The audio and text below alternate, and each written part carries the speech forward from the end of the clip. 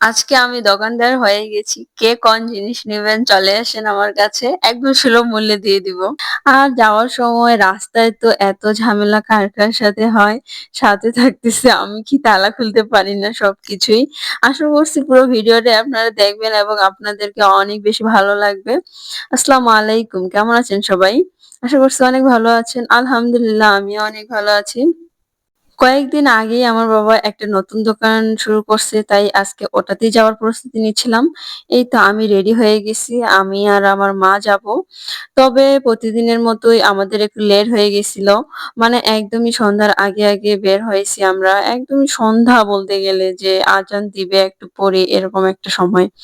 তারপর এই তো আমরা বের হয়ে গেলাম। আর যেহেতু নতুন কেবল শুরু করছে দোকানটা, তাই ওটাতে অনেক কিছুই মানে বাসা থেকে নিয়ে যাওয়া দরকার ছিল। আমরা যেহেতু ভ্যানে করে যাচ্ছি, তাই ওগুলা সহ নিয়ে নিছিলাম। আর আমাদের তো এমনিতেই লেট হয়ে গেছে। তারপর এই তো রাস্তার মধ্যে যে কিসের কাজ চলতেছে মানে গাছ কাটছে। এগুলা নিয়ে আবার এখানেও একটু লেট হয়ে গেছিল আমাদের।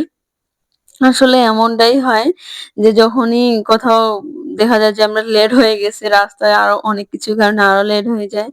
আর এই তো এখানে এই রাস্তাটাতে আসলেই তো ভালো লাগে যায়।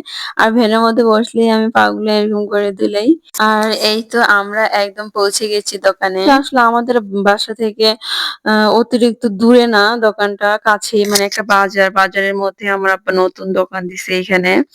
তাই একদমই আমি তো এখানে একদম দোকানদার হয়ে গেছি।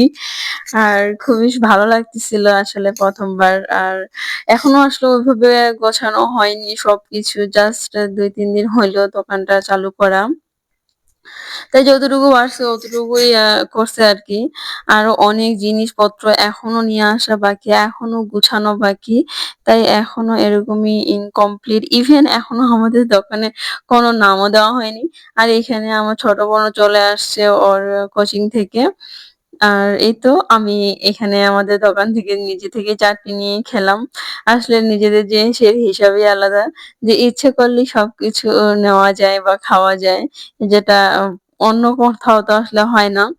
তারপরে এই তো বাসায় চলে আসলাম। এখানে আমি হচ্ছে মানে কত বছর পর যে এখানে তালা খুলতে দিছে আমাকে, আমি তো একদমই খুলতেই পারতেছিলাম না।